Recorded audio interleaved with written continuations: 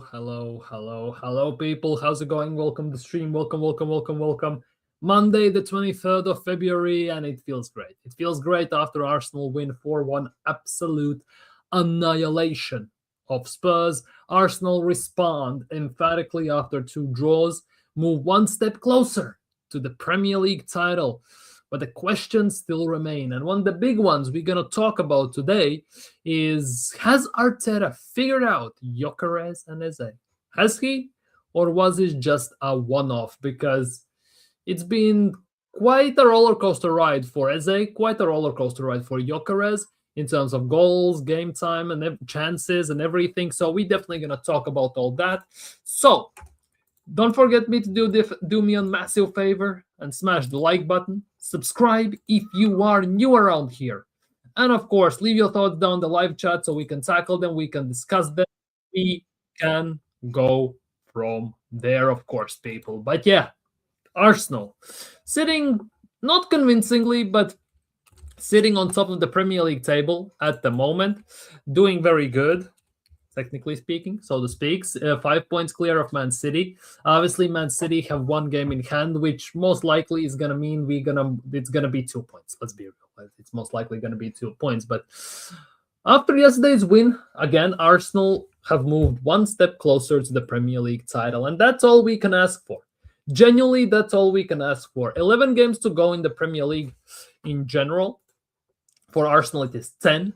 And for us to win the league, well, let's be real. We need to win pretty much every single one. Without any exceptions, without any blips, if we want to do it emphatically and convincingly. Do I see Arsenal doing that? Unfortunately, I don't. Do I see Man City dropping points? Yes, I do as well. So I think it's going to be basically a battle between two teams in terms of who can drop the least amount of points, especially knowing that on April 18th, if I'm not mistaken, we are going to the Etihad. We are playing against Man City, our direct rivals in the title race. It's going to be very interesting to see how that develops and how that goes. But ultimately, Arsenal at the moment are again in the most advantageous position to do it all. But let's not forget, before we even go to Etihad, before we do that, mid-April, mid-March, we have Wembley. We have Wembley, of course. We have Carabao Cup. We have the game against Manchester City as well. And for me personally, I think that game could dictate how everything goes, how the season goes for Arsenal, how the season goes for Man City. Because if Arsenal actually get it over the line in the Carabao Cup, I will be very, very convinced, quite convinced, not very convinced, quite convinced that Arsenal can get it over the line, because we will have done it finally, because it's been long overdue. We have been waiting for a new trophy for 6 years. We've been waiting for Carabao Cup for 30 plus years, which is actually insane for a club like Arsenal if you think about it. But this team, something that really needs, this team needs desperately, is winning. It needs winning mentality. It needs to know, it needs to feel, they need to experience how to get it over the line.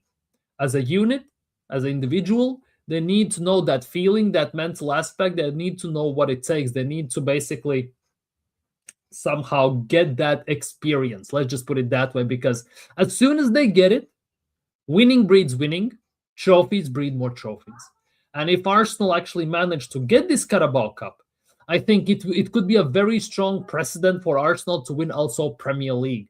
We could do a double at least if we win the Carabao Cup.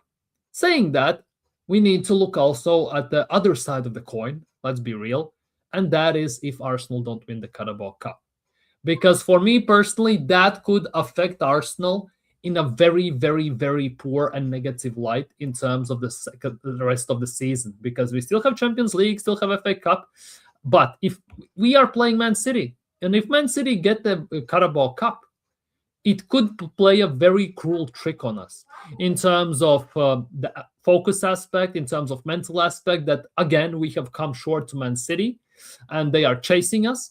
And overall, it could definitely damage us mentally, that we succumb to our own, basically, shortcomings. Let's just put it that way. And that, for me, is the biggest worry of them all in terms of this, because if we lose, it could happen. Definitely. And I wouldn't be as worried about anything in these terms if we didn't play basically Man City in the Carabao Cup. If it was anyone else, if it was Chelsea, United, Liverpool, even Villa, Newcastle, any other team, it wouldn't be as important. But since we play Man City, our direct rivals for the league, for everything else, I think it's gonna be a very very tough one. It's gonna be a very very rough one, and I think that outcome of that game could dictate everything. Plus, overall, if you look at the Champions League, we could actually face in quarterfinals of the Champions League also Man City, and then it would come down to the fact that Arsenal can play in span of 1 month, could play Man City 4 times. That would be actually insane, and that could actually be partial nightmare for Arsenal fans, and to a degree also to Man City fans and Man City themselves. So it's gonna be very, very, very, very interesting how that develops. Big up Cooper, big up Cooper. Hope you're doing well today, my guy. Smash the likes and subscribe. Listen to him, people. Big up Mubarak, big up. While Gyökeres and Eze had a huge performance, we would like them even in the game between Arsenal and Chelsea. Yeah. Personally, yes, I would love for Eze and Gyökeres together again start against Chelsea.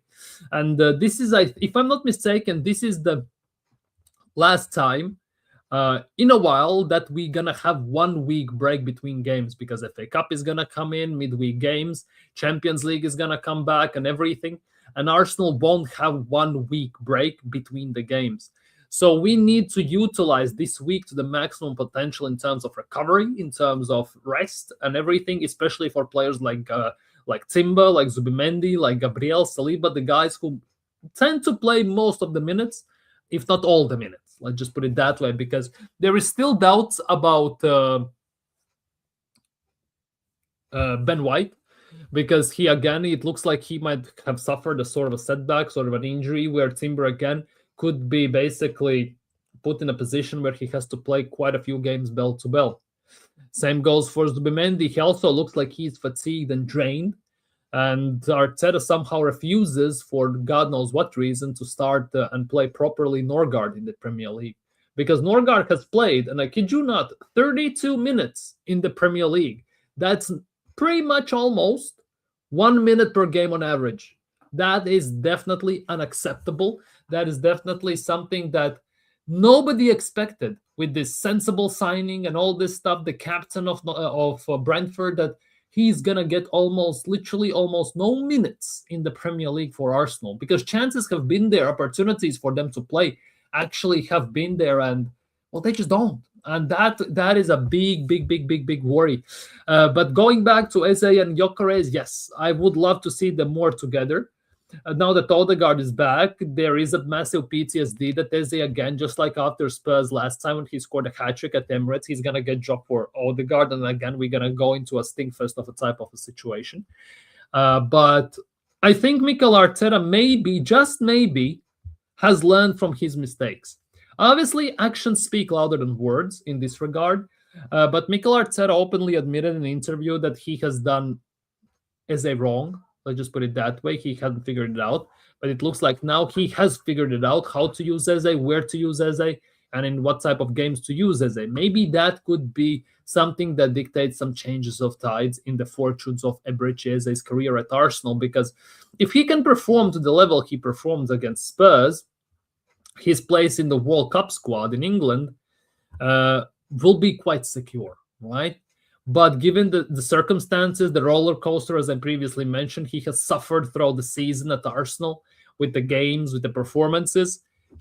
There could be an argument, very strong one, to be made that Eze's World Cup position also is at risk, right?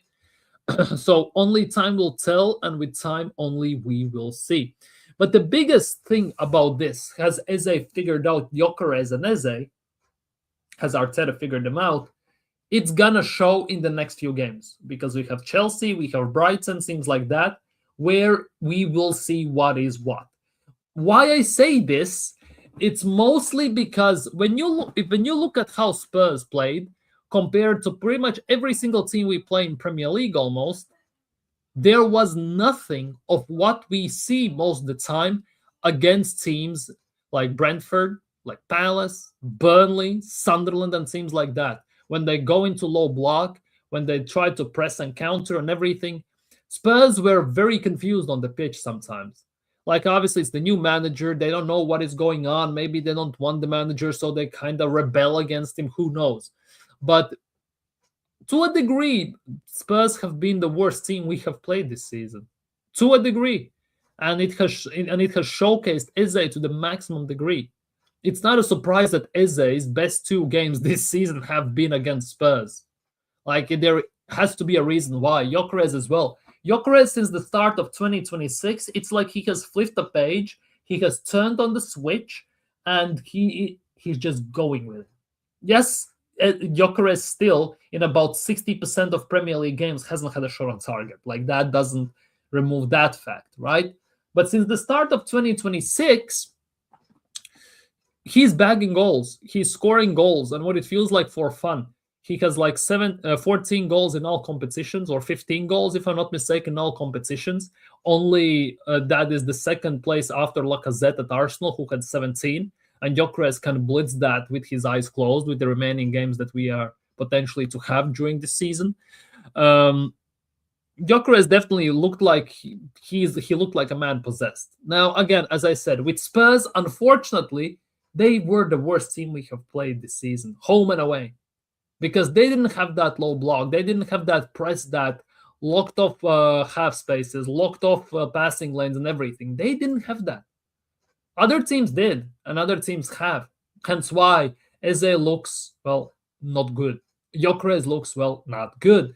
And Gyökeres has to rush, Eze has to rush, and in the end, when you rush, you tend to make some, let's just say, foolish errors. Let's just put it that way. And against Spurs, yeah, it definitely looked like a relegation team that didn't know what they're doing on defense and in the attack, partially. So we'll see. We're definitely going to see what is what and what's going to happen and how this is going to go. But time only will tell.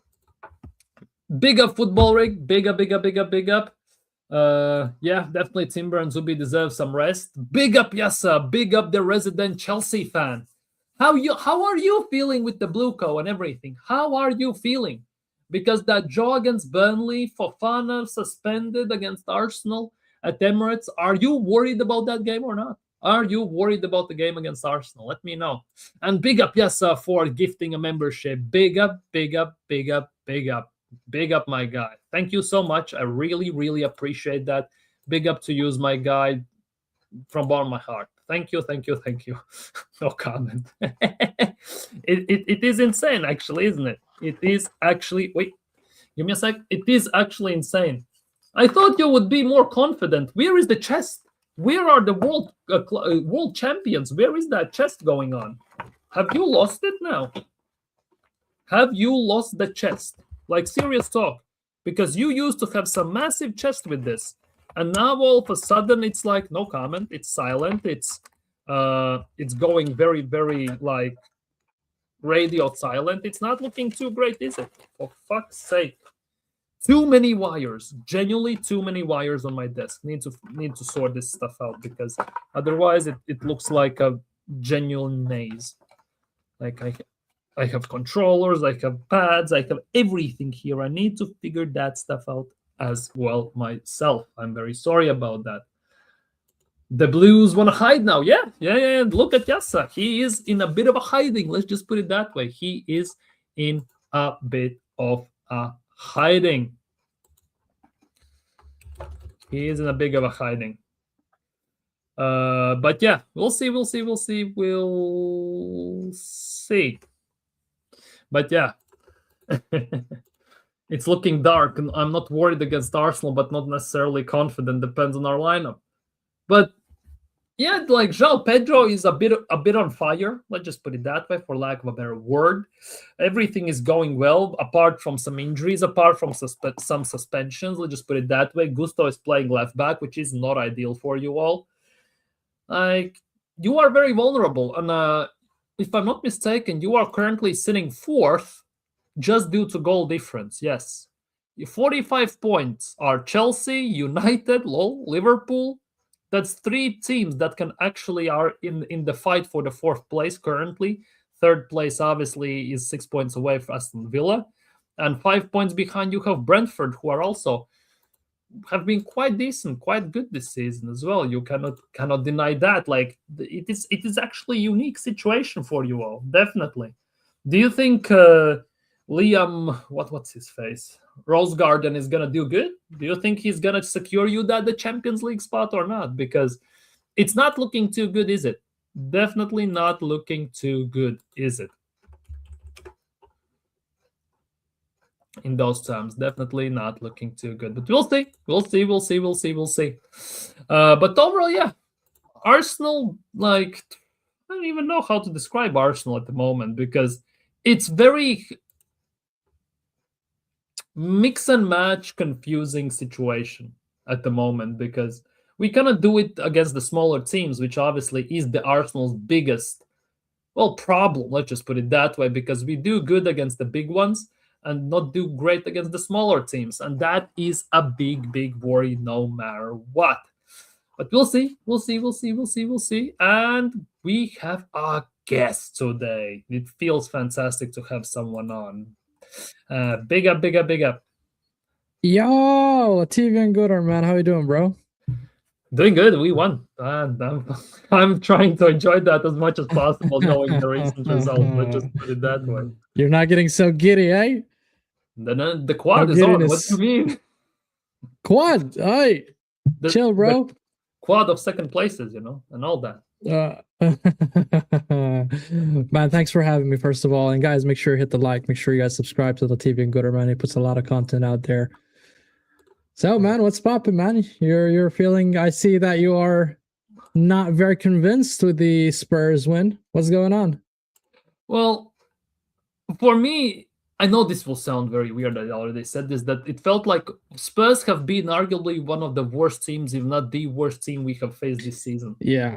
Like they defensively, they didn't have that shape. Offensively, they were not posing too much threat, and they wanted to play low block with high press. They got confused mid act.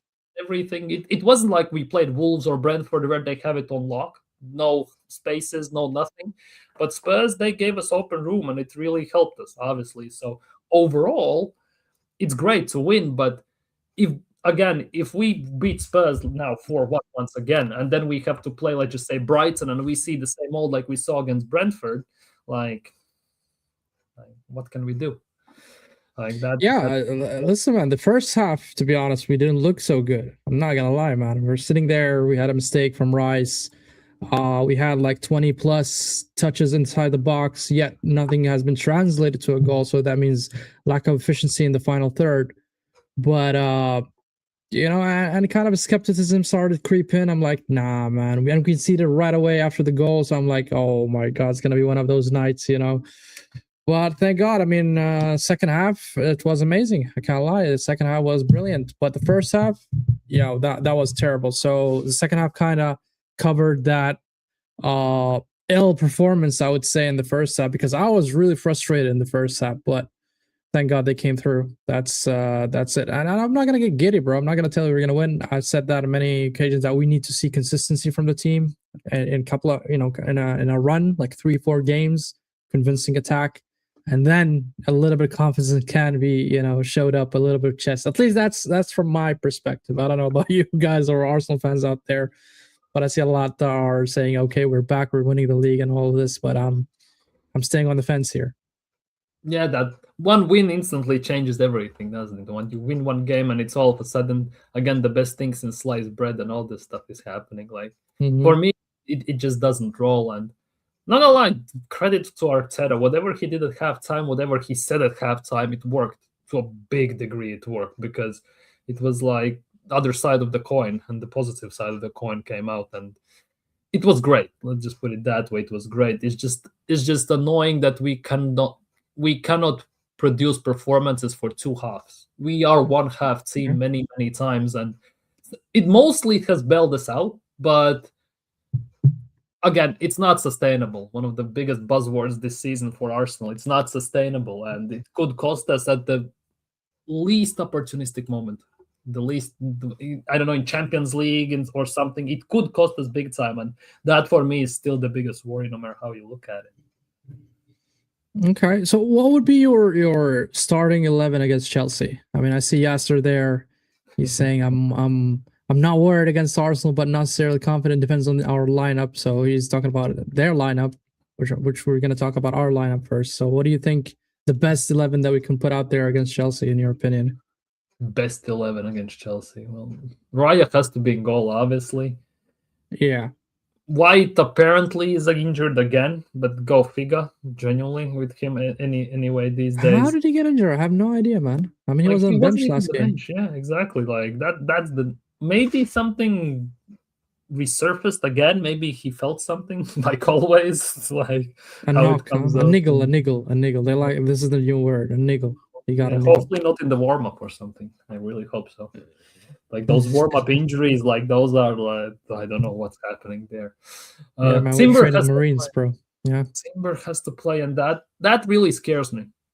Timber playing once again, because that guy needs a rest more than most people in the team.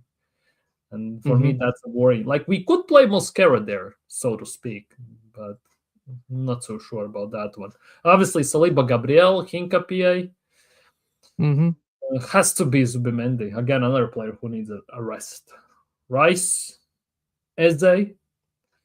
On the right, Saka's situation as well. Nothing has surfaced today about Saka, because he got subbed off in the game protocols. It was written as it was due to injury, but nothing has been said about that. So if push comes to shove, well, Madueke maybe can dunk on Chelsea like Havertz did last year. And on the left, front, I'm assuming, Gyökeres, on the left, okay. Gyökeres up top. Left side, well, I don't know. Pick one of the worst two evils, I guess. Because it's weird. Trossard's been bad. Because Trossard, he's on it. If he stinks, he stinks. There is like no in between somehow with this guy. No middle ground with him, huh? Yeah, and Martinelli, well, if I get Champions League Martinelli, I have no problems. But if we get Premier League Martinelli, that guy, no thanks. Like that left side improvements, I said. I think since we're going to play in our gaff, we're going to play in the Emirates, so most likely we're going to, have the possession of the ball, and that's where it fails Martinelli, because he's not really good at breaking low blocks. He's good at transition. He's good at, making. He needs that kind of space to make those runs. So that's why I would still favor Trossard, because it's a bit tricky. I'm not saying he's, Ronaldinho or anything, but at least he's better than Martinelli, at least. Martinelli doesn't look up, and he depends on his pace. But one thing that you mentioned is that was interesting. Haven't you noticed that Arteta lately, when the team goes into the break and comes out in the second half, they're always worst, except for the Spurs game? Recent times, yes. It's very. When is the last time we looked better in the second half? I don't even know. Like, obviously on top of my head, like there's obviously Atletico Madrid and Bayern Munich. Like those two games instantly popped to my head. But in Premier League, forget about the UCL. We know the UCL, we're doing good. There's no argument there. I'm not arguing the UCL performance. I'm talking strictly about the Premier League. I don't even know, to be honest. Villa maybe, but that's how long, bro. That's how long. And I've been calling it out, bro, and it's frustrating to watch, really. I mean, that's the time for the manager to find the gaps, to find the room of improvement, and address it in the dressing room, and talk to his players, and make those small tweaks in the lineup and the tactics, so that you can improve. But I haven't seen it from Arteta, and it shows immaturity in my opinion. After 6 years, you're on the job, and this is your squad, and you're not able to get the best out of them. It's frustrating to watch. Yeah, it is very, because it's, for me, the annoying part is that it's the same scenarios every single time, like same mistakes, same issues, same patterns, and nothing changes. And you would think that after almost 7 years in charge, well, what's it like in 7 months? Well, how many months in 9 months? 7 years it would be. Okay. Right. It's same mistakes, same issues, same rotations, same subs that don't impact. It's like per like. If something doesn't work, it still doesn't work. It's not being fixed. And because it feels like we're running with our head into a wall. We're trying the same thing over and over and over again, expecting different result, which is the definition of insanity to a degree. There are no switch ups, no nothing. And if something doesn't work in the first half, we persist with trying the same thing in the second half. And I don't know why there is this lack of adaptability and new fresh ideas if something does not work. Besides set pieces and long throws and all this stuff, of course. Yeah, I would love to see a little bit of changes here and there, but I just know Arteta doesn't have it in him, and I don't think he doesn't have it in him. He's just too scared, to go crazy sometimes or to throw the kitchen sink. And the best example I could give is, if you recall, the PSG game last season, right? The PSG last season, the second leg, where we were already down 2 goals or 1 goal, whatever what it was, I can't even remember, and they were ahead of us. And yet we approach the game in such a pragmatic way. And you're like, okay, bro, well, what's the difference if you got knocked out by 1-0 or 1 goal difference, 2 goal difference, or 10 goals difference? For me, it does not matter, really. I swear it does not matter. I don't care how you get knocked out. At least go for it. Go for it. Try, attack. I don't know, play two central forwards if you want. Whatever, bro. Just do something. Be a man. Take a risk, because when you risk it, you get the biscuit. That's how it is. And sometimes, the cost of that risk is high, but you have to do it. You have to do it. I mean, that's what an elite team does, and they take it from the scuff of the neck and actually prove that they are champions and elect champions, I would say. And that's how you behave. It's not acceptable that you sit back against Wolves. That is inexcusable for me. You sit back for 20 minutes against Wolves. Wolves? Are you mad? I mean, if it was another team, I would understand, but god damn, Wolves, bro. We gave them their 2-digit points in the tally right now, bro. They are 10 points because of us. It's insane. It's Arteta masterclass in that regard. It's Arteta masterclass. Yeah, but it is what it is. But now, worst team in the league and everything, and you just do nothing. You just invite them just to. Well, it's like, they're last in the league. They're probably gonna do nothing. Come attack us. We probably will hold up. And as if that didn't work against Sunderland, against Palace, and against that, and against that, like it's Forest, like Brentford. Yeah, and the same thing about throwing kitchen sink at everyone. It was this both Liverpool games, Aston Villa game. Those also this season the prime examples, because the first game at Anfield we played this season, like early season, like they were nothing special. They didn't do anything pretty much. Saying that, we also did not do anything. We started with 3 DMs in the midfield, and in the end, Zoboszlai has moment of brilliance, just like Arsenal had against Real Madrid last year, and we lost the game. Okay, so talking about the here and now. I mean, yeah, I agree with you, but those games I didn't talk about them because at least we tried, and I thought that Liverpool game specifically looked good in the first half, but the second half, the Zoboszlai worldy, so that's how they won. And Liverpool was on form at that time. If you recall, they had a 5-6 win in a row, so that's until they started losing. But if we're going to talk about the here and now, when Havertz is fit, would you want to play him or you want to keep Eze? Because they look good with Gyökeres, man. They look good with Gyökeres. Yeah, actually, Havertz was sounds weird, but like a breath of fresh air. A guy who has been out for all season comes in and he has in few seconds better chemistry than Odegaard or Eze has had with him at the time, and Saka and everyone else. It was very unique situation in that regard. I was a bit annoyed that Havertz got injured once again. No, from that perspective, let's just put it that way. At the same time, Odegaard is back. Looking how last time it happened when Eze scored hat-trick against Spurs and then held bench. God forbid that happens again. Even though Mikel Arteta in press conference admitted that he did Eze wrong, he kind of misused him, mistreated him a bit. Maybe he has learned from it. Maybe, because for me, Odegaard just for me he's not it. Absolutely not it in that regard. He should not be the captain, and also should not be the starting number 10. Would you sell him? Yes. Right now. Okay. Right. Any specific price tag? Whatever I can get. What?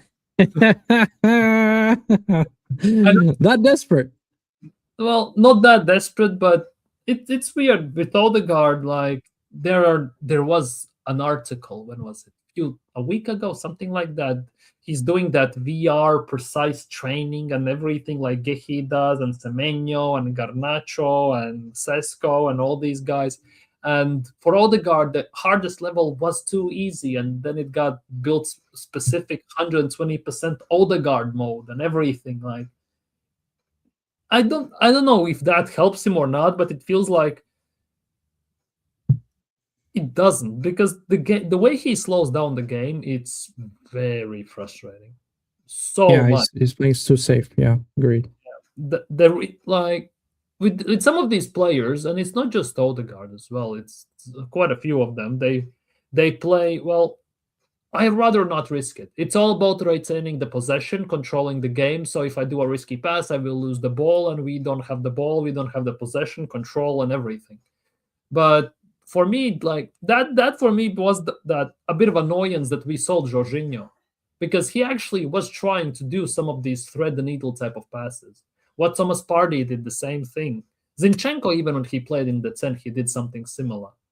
We played just too safe, and that might be both of them were really more progressive than Odegaard, in my opinion. Both Partey and Zinchenko. Yeah, and Zinchenko might be more technically 10, but Partey was a 6, and that it is what it is right now. Obviously, we bought Zubimendi. He was the guy, the man, the myth, the replacement for Partey. But so far, he is more El Neni than Partey at the end of the day.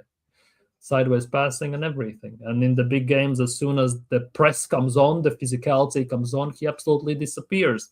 And Arteta refuses to play Norgard in Premier League for God knows what reason. The guy has pretty much the same amount of minutes as we have had games in Premier League. Like that. Yeah, it's a sensible signing according to everybody, but unfortunately, he didn't even play a full 45 minutes in the league. So there's that, and it's 32 minutes in Premier League. 32? Yeah, I'm saying he didn't even play 45 minutes. I mean, that's annoying, and you know why I'm annoyed by it. It's not that I rate Norgard highly or anything like that. It's nothing like that. But I think Norgard could have played a lot of minutes, and therefore, if he plays those minutes, it would give Rice and Zubimendi time to rest, because during January, if you watched if you watch Rice and Zubimendi, they both look knackered. They both look exhausted. No legs, and you know what? Because Arteta refuses to rotate, and that's our downfall, and that's the reason why. Pep, for instance, he knows that at the end of the season, especially when you are competing in all competitions in the UCL and the FA Cup and the League Cup, that's when the time you need to rotate. Now look at City's squad. I mean, they still have Doku to come back. Foden hasn't played much. Shirky didn't play much, so they will come with fresh legs. And that's the difference between us. I mean, not us. I mean Arteta specifically. And Pep would take the risk, and he could drop points here and there, but he knows that he needs to have that kind of balance in the man management. And that's the difference between an elite manager and Arteta, who's still considerably an amateur in the game. I mean, 7 seasons or 6 seasons is quite young for a manager in the world of football. Yeah, like we'll see how this plays out, because there was a time when Arteta was obviously the assistant to Pep, and our Pep got criticized for being. You mean collecting cones? Yeah, at the time, yeah, and Pep got criticized for being too crazy, too risk-taking when he plays Zinchenko as a number 9, and Jesus goes crying back to his hotel room and everything. he does these mad things, but more often than not, they actually tend to work out. And even if they don't, he actually has, to a degree, earned the right to try something like that.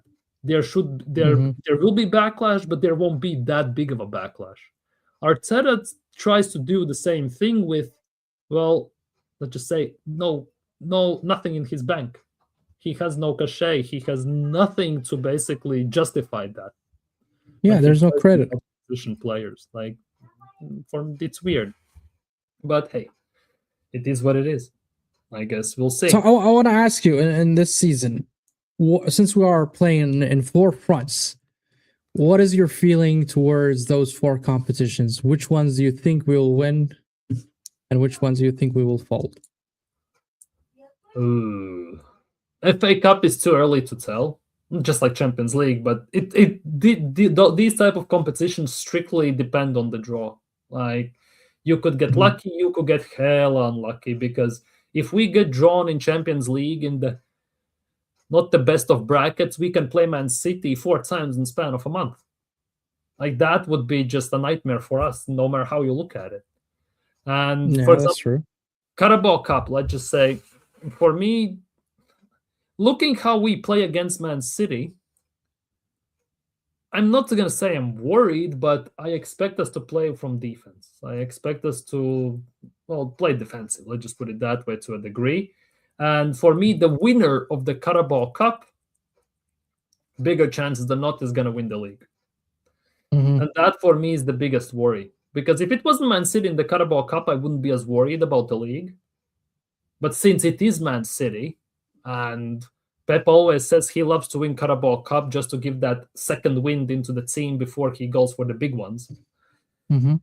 It could play mentally as well a very cruel trick on our team, because they haven't gotten over the line as a unit at all. And mentally, it could definitely kind of pull them down into some sort of a very dark spiral downwards, and it could be very, very dark. I just hope that doesn't happen, of course, but it's... But you didn't answer my question. Answers. Which I think we can win, or will we win? We will win, of course. You didn't answer. You kept on going in circles, bro. You didn't answer me. Personally, I don't think at the moment, we will win any of them. Oh, what? Personally. Yeah. I know it sounds toxic, negative, plastic fan, F off down the lane to championship with Spurs and all this. No. I just expand that answer. I mean, okay, let's start with the Carabao Cup. So you think we're going to lose against City? There's a big possibility. Yes, for me, no?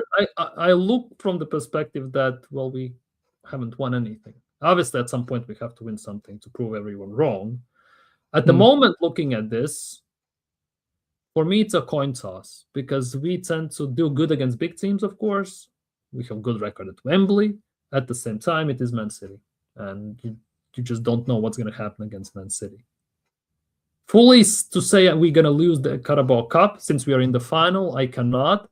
But for me, it's a very big coin toss. I cannot say with confidence that we're going to win the Carabao Cup. Let's just put it that way. I am, bro. Toxic and negative. I know. No, it's not toxic and negative. I mean... Well, we haven't done it before. That's why I have that PTSD as an Arsenal fan from the previous years is very strong. Let's just put it that way. Like 20 plus years without the Premier League, never winning Champions League, 6 years without FA Cup, 30 plus without Carabao Cup, and first time getting past semi-finals in Arteta's time since winning the FA Cup. There is some hope, but there's also a lot of reservations. Let's just put it that way. Okay, fair, man. I think we're gonna win the domestic cups. And I got clipped. I got clipped saying that we're gonna win the domestic treble. all 3, the Carabao, FA, and Prem. Yeah, I think that's, and that was back when we were really flying. I think that was back in December when I stated that. But you know what? I'm still gonna hold my ground and say we can do it. UCL is a different ball game. Will we do it? That's the other thing. I mean, I got clips saying we can do it, but people just thought that okay, I genuinely believe that we will do it.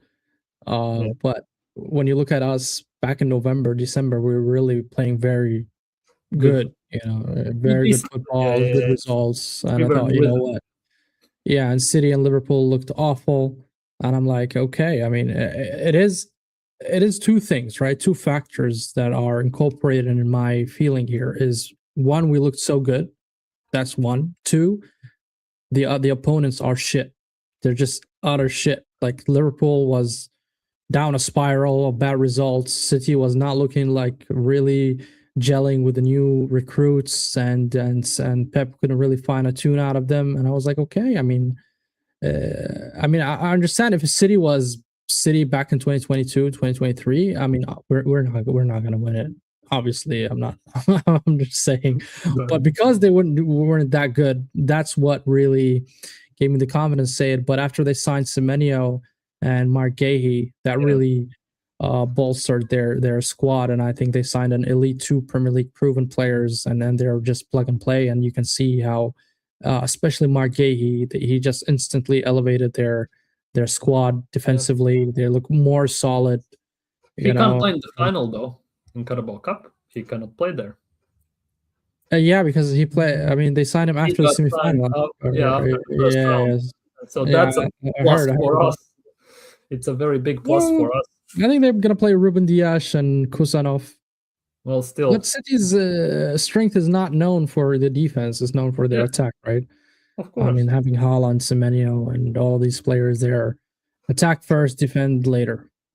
Yeah, but again, Pep going 2 seasons without a trophy also, I don't think it's possible. A league. Not a league. Wait, what? It's the statistic is Pep never had 2 seasons without a league. Without a league? Well, that's even worse, to be honest. Yeah, I mean, since he played for, he coached Barca, since he coached Bayern, and now City, he never went 2 seasons without a league, with the league title. That's not looking good, is it? Yeah, it's not a good stat, definitely. Yeah, bro. Thank you, Robo. Big up, man. Big up the chat. Big up, Cooper. But yeah, I know, like, I have very big reservations about certain things. Overall, as an Arsenal fan over the years, like, being hurt so many times, it's very hard to be very, like, yeah, let's do this. We're going to do this. Because in summer, in August, I stated on this channel, and people were here, that we are not going to win anything this season. I said that then. So nothing really changed? Nothing swayed your opinion? It's in the motion. Let's just put it that way. That's the thing. Arsenal do one thing right and 2 things wrong. Like 2 steps forward, 1 step back, 1 step forward, 2 steps back, and they kind of are on the same spot all the time. And that's why I cannot say openly that we're going to do this and we are not going to do this. But still, I'm still standing by the statement I made in the summer. Obviously, I'm open to be proven wrong. Without shadow of a doubt, I'm open, because this has to end at some point. This absolutely has to end. So I'll take it you're an Arteta out. Yeah. Since? Like now, not first, second, 23-24 mid-season. 23-24, okay. After we balled the 8-point lead. And next season, we basically started the season by drawing to 10-man Fulham, playing Thomas Partey at right back, going 1-7 in December. That was the last drop, let's just put it that way. Because obviously afterwards, we went to Dubai. That was like some sort of a Shangri-La trip where we all of a sudden went on a purple patch and we just blitzed teams and everything. It felt amazing. We went like 16-1-1 in 18 games and everything, but at the same time, it led to nothing. I'll just put it that way. You can feel the struggle and frustration. It's just tiring, supporting Arsenal. Yeah, man. It's like a Big up, social man. experiment. How much pain people can endure Uh, until they've had enough for like an episode of Believe me, Punk. bro. Basically. I've been supporting Arsenal since 2000, 2001. So don't lecture me about enduring pain. I endured a lot, bro. Especially And, back in school, I got bantered a lot. 8-2. I survived that. So good times, definitely good yeah, times. bro. But it is what it is. Look, at the end, what I can say is I'm gonna enjoy every game by itself. I'm not gonna get so giddy and say, okay, I'm gonna win and this and this and Exactly. this. I'm gonna enjoy every moment because I do love this football club. I do want this club to win eventually trophies, and I think ultimately all Arsenal fans want their club to win. So, and I said that doesn't matter how you support your team. That's up to you how you support your team. I'm not gonna tell you how, but I'm sure the common denominator here is we do want our team to win. If you're negative, you're positive. That's the ultimate goal, right? And that's what will unite us at the end of the day. But the players and the manager, to be specific, That doesn't sound like that. The top gooners, let's just put it that way. yeah, They it's fine. say, You if can be a top you don't win gooner. the You can league, be. you don't deserve to celebrate. You don't deserve to come to the parade and Yeah, all. man, don't let me swear on your channel, bro. So it's fine. I'm gonna, oh shit, I don't swear. They couldn't go, They can go to hell, bro. For all I care. I mean, I'll celebrate, and I don't care what they say. Even though I was very critical about Arteta and the players, and sometimes you need to be, bro. And I grew up on that aspect. That pressure, builds, men. That's the thing. If you're not able to sustain the pressure, and these players are earning millions, bro. They don't give a shit about me or you or anybody else in the fans. They don't, bro. Arteta's earning 15 mil annually. So you think you care about what I would say or how would I feel? Because I'm investing emotionally in the club, right? Because I really do get frustrated. I'm sure you get upset as well if we lose or drop points or we have a bad results. I'm sure you're going to be upset. It's not going to feel good, man. I don't go on social media for a day after if we lose. I can't. I just can't go there, man. It's just I'm just fuming and upset. But again, enjoy the moments, and I hope this journey leads to a title. I do, because it's been too long, bro. It's too long. It's too long, man. Long overdue that we need a league after 2 decades. Man, I started growing white hair, bro, and soon I'm gonna be bald. Yeah, the last time we won the league, freaking hell, I was still in school. I just started school, actually speaking. Like, let's just put it that way. Same here, bro. Same here. Same here, man. Same here. Like 3rd grade or something. Something like that. It's insane, actually, how time flies. Yeah, I mean, century, like that's way too much. It's all, look, in terms of quality, I think we do have the quality, right? We do have the players. We have a really good squad, right? At least we can agree on that. Yeah. It's just a matter of how to deploy them and how to get the best out of them, right? That's on Arteta, exactly. So Arteta needs to understand, and if you heard his last press conference when they asked him about Eze, and for some reason he was like, "Oh, he got mad at me because I didn't play him," or something of that sort, right? I can't really recall, and I can't quote exactly what he said, but it seems that some players are frustrated not starting, and Arteta has this kind of favoritism with the players, and I hated it when for instance, Eze was playing very good.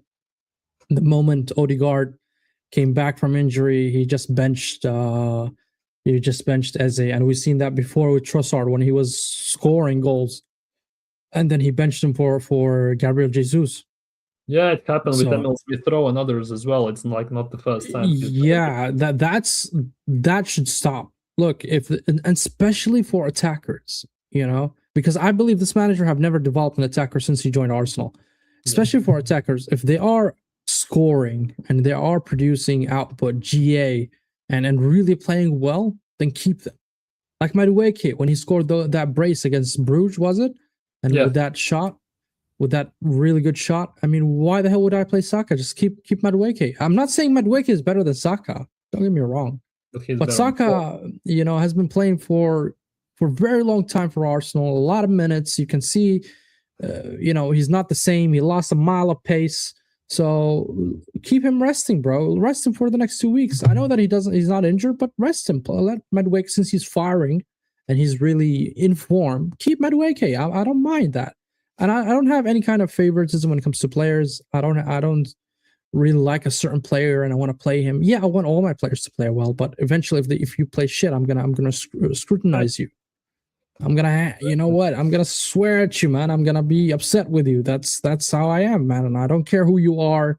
I don't care if you won me 3, 4, 5 trophies. If you're playing shit, I'm gonna call it out. If not, I'm gonna give you your flowers and I'll give you your credit. So that's the whole thing, bro. Exactly. It's actually kind of interesting when you look at it. Back in the day, you had some emotional attachments to certain players. These days, like, nothing. I know it sounds weird, but it might be maybe due to age, might be something due to that. At the same time, you had players you wanted you kind of be associated with at the time.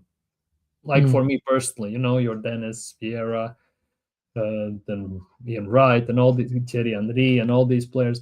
These days, when you look at it, like, no thanks. Like, even if I haven't gotten merch from Arsenal, like, when it feels like decades. But if I'm gonna buy a shirt, let's just say we win the league, then I'm gonna buy merch, right? I'm not gonna get anyone on my back. If I was this old as I'm right now, back in the day, I would get Thierry Henry, I would get Dennis Bergkamp, I would get some of those players. These days, I'm not gonna get Saka, God forbid, Odegaard or Havertz or this, I don't know, Fabio Vieira or someone like that. Yeah, that's fine, and I agree with you about the merch part because I haven't bought merch since we lost 8-2. I've never bought merch, bro. Never. I got them on birthdays and stuff, but I never spent my own money on. What do you want for birthday? Yeah. Well, yeah, just have an excuse. My dad knows I'm a big Arsenal fan, so he brought me a Arsenal shirt, and it's fine. I wore it. It's not like I burned it or anything or ripped it off, but what I'm saying is I'm not really investing in the club financially because I hated the way we are behaving and selling our stars. Keep selling Van Persie, Fabregas, all these players, Samir Nasri, and continuing to Ozil, Sanchez, for instance. He was a world-class player. Why the hell did you sell him? Because he wanted the big contract, for instance. I mean, imagine Sanchez with this squad, bro. Oh my god. Dude, Bellerin complained that Sanchez wants to win too much. That says it all. Back in the day. I mean, he has all the right then, if that's the case, because we're only winning FA Cups at that time. Nothing else. Also, big part thanks to Sanchez. Like, that's another part. We miss, to be honest, a player like that in this team who genuinely can take the game on its own and carry us over the line by the scruff of its neck and just says, we had Saka. I'm going to do this. We had Saka. Well, we used to. Like, sounds weird. Somebody ran him to the ground. Yeah. So as long as he has one leg he can hop on, he's going to play probably. So it's actually weird. It's nuts, actually, how overplayed certain players are and how overused they are. Even though we have options to sub them, to maybe rotate them, and just never do. Never, ever do. That, for me, is one of the biggest frustrations in everything. And even when we do, they still get to play. Like, Saka comes on against Preston last year when we are 4-0 up. Like, why? We're 7-1 up against PSV. Gabriel plays. Why? Sooner rather than later, Saka gets a hamstring. ACL, sorry. Gabriel gets a hamstring. They add up those minutes at some stage. Like, there's so much you can take from a body until it gives up as well, to a degree. Yes. I don't get it. Also with Trossard yesterday, I don't get it. Why he didn't got taken off? Like when Eze has had a stinker, he gets hooked off well in a split second. Let's just put it that way. Certain players get hooked off instantly when they are not performing. Other players, there comes the favoritism. Like certain players can drop stinker after stinker and still start every other game. For me, as long as that continues, I think it's gonna be a very rough ride. Yeah, that's very true, and that needs to change moving forward because Arteta needs to play his best 11, his best players, whoever's in form, whoever's going to help us win. You need to play them now. For instance, Eze, I just dropped a short from my watch along saying, "Hey man, Arteta, listen, you better freaking play him. I don't want to see Odegaard. I don't want to see Odegaard. I don't care. Eze plays, man." And if he continues performing at a high level and you know really demonstrating good performances, then I'm sorry, Odegaard has to hold the bench, captain or not. He has to hold the bench. He has to. I mean, I understand Odegaard is your favorite player. He's your protege, whatever you want to call it. But I'm not buying, bro. I'm not buying. I'm not biting into that. Yeah, like some of these favoritisms must stop ASAP because they end us costing us in big games and big time as well. And that for me, long term is a very big worry overall, no matter how you look at it. But we'll see. We're absolutely gonna see how this is gonna happen because overall it's very frustrating to say the least when you watch some players perform and then they instantly get dropped and everything, especially like Trossard. He was on for 2 player of the months when he just joined and he just holds bench. Emil Smith-Rowe gets 2 man of the matches in a row, instantly holds bench and everything. Like some of this stuff, it's very weird, and it's for me it's very very poor. Sometimes also I wish the coaches actually took a step back and just played players that actually are on form instead of just big names.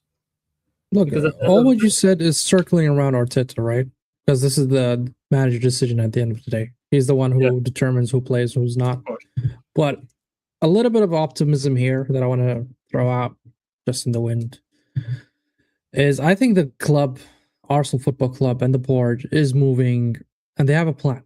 They have a plan, and Arteta either gonna win us something, the league or the UCL, or I think he's gonna bounce. Because if you see the players that we're signing in terms of contract renewals, we're talking about Saliba, 2030. We're talking about Saka, 2031. And now I'm hearing also some news about Rice as well. They're going to extend his contract or improve it or whatever. So what I'm trying to say is I think they are building something for the future. And it is a question mark if Arteta is going to be part of those plans or not. And I think this season will determine. And I think Berta is taking, the reign from Arteta and saying, yo, I'm going to build a team that will win something. And excuse me. And I think eventually we'll move on from Arteta if he doesn't win. If he doesn't win the Prem or the UCL, you know what? Thank you, Arteta. You built the squad. You did your best. Here's your paycheck. And just go, bro. Just go. Yeah. Because also for me, a tiny bit, the players like Gyökeres and Eze, they don't strike me as Mikel Arteta type of players. The way they play, the way they express themselves, let's just put it that way, on the pitch, the style, the system, because those two players, to put in Mikel Arteta's system, either Arteta has to fully change the system, not fully, to a degree, or those two players need to basically somewhat change their play style to a certain degree to even fit in. Because if you look at how Eze played, let's just say even at Palace, obviously Palace is a different story, but Palace and Arsenal, it's like night and day, the style. Same goes for Gyökeres and Lisbon Sporting, for example, even Coventry to a degree. I don't know, it's just a weird thought I've had, and the people are talking about as well in the fan base. I'm just sometimes trying to figure out, is it true? Could this be true? How could this go? But there could be certain signings that are coming in to also kind of build for post Arteta time. Let's just Yeah, put it that way. that's what I believe. That's what I genuinely believe, and I think we need that kind of change. Unless Arteta wins, of course. Let's say Arteta wins the league, just for Yeah. the sake of the argument. Let's just have this hypothetical scenario that Arteta wins the league and nothing else. We Yeah. lost the Carabao Cup, UCL. We reached, I don't know, semifinal, whatever. Yeah. And the FA Cup also semifinal. We get knocked out. Would you keep Arteta? 1 more year. You would keep him. Yeah, 1 more year, because he will prove finally that he can get it over the line and he can get something major. For me, the majors are the big measuring sticks whether Arteta should stay or go. For me personally, there's a point where Carabao Cup and FA Cup, as much as I love those trophies, I won those trophies, it's kind of not enough to keep Arteta at the job. Because I after agree.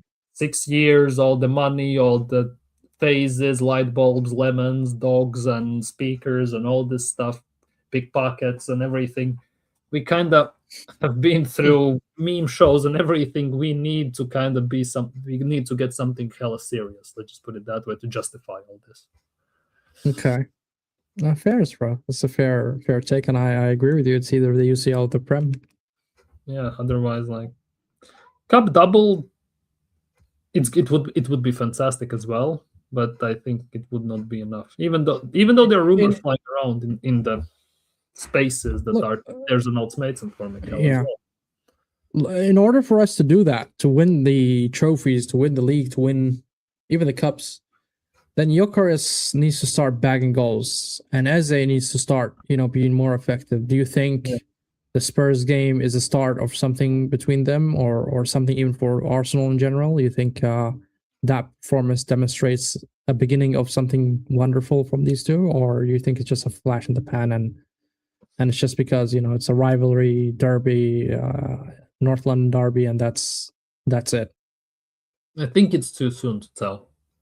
In one-off game, Madueke can look like prime R10, like prime Ronaldinho as well.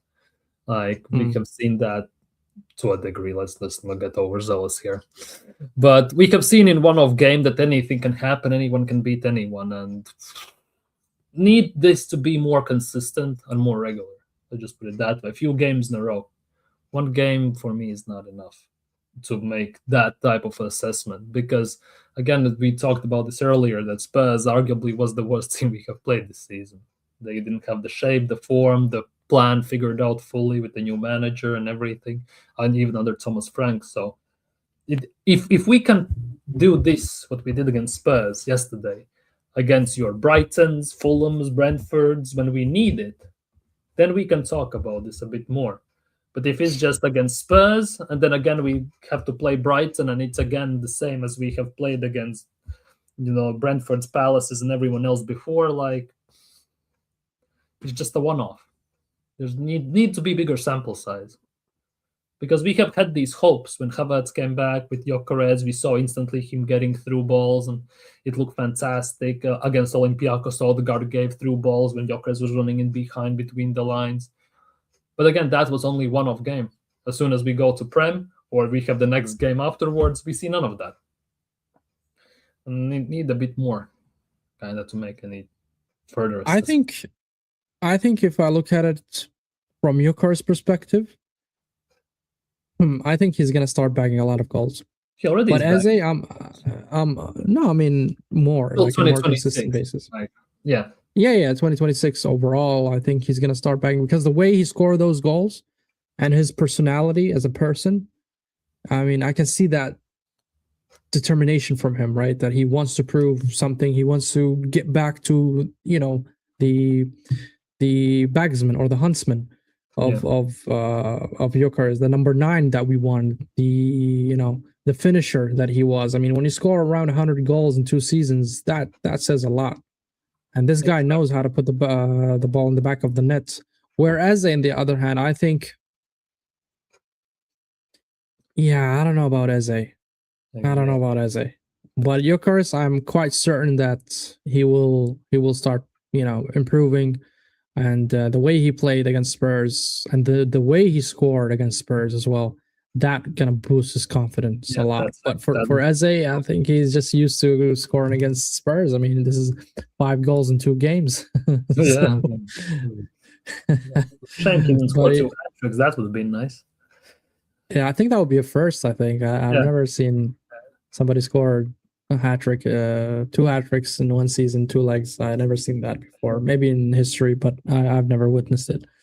But yeah, I think Gyökeres, we're about to see the best version of Gyökeres. That's just my feeling. You know, I hope I'm right. But Eze, I hope I'm wrong. But I think Eze is not gonna, perform to the levels. I don't know why. Just a feeling. Well, hopefully he does. Wouldn't want to see him lose also the World Cup spot in Tuchel, with Tuchel and everything. Yeah, that's true. That's actually true. I forgot about the World Cup, and that should be something to ignite him, something to really motivate him to perform, because the World Cup is right around the corner. It's only 11 games left in the league, so 10 games for us. 10. We're 28 10 already. games for us. Yeah, but he needs also needs to get more on the pitch, because there are times when he doesn't even touch grass besides warming up on the sidelines. Like, go figure with that one. But I'm sure he will play him after this performance. If not, then Arteta is a fraud. Hopefully. Well, we saw what happened last time when we played Spurs and what happened to Eze afterwards. But yeah, I think on this hopeful note about Eze, about goals, and about winning stuff, let's just put it that way, I think we're gonna end it here, because I also have to put the kids to bed.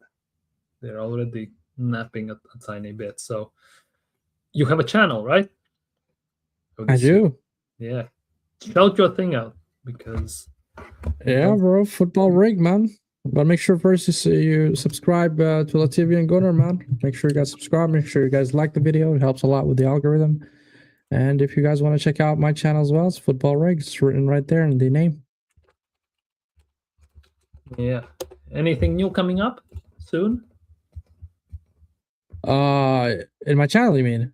Yeah. Yeah, man. I'll be doing Arsenal news drill down. Usually, I do it with the guys, Gianni and the rest of whoever wants to join. You're also welcome to join.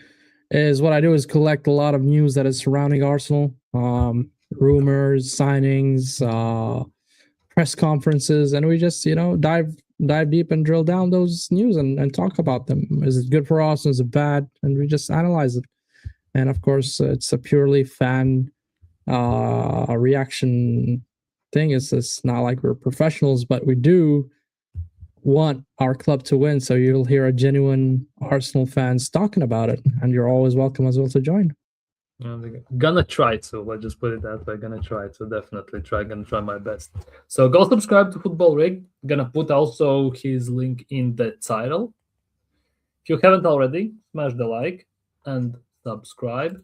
And hopefully, guys, see you very, very soon. Bless. Cheers.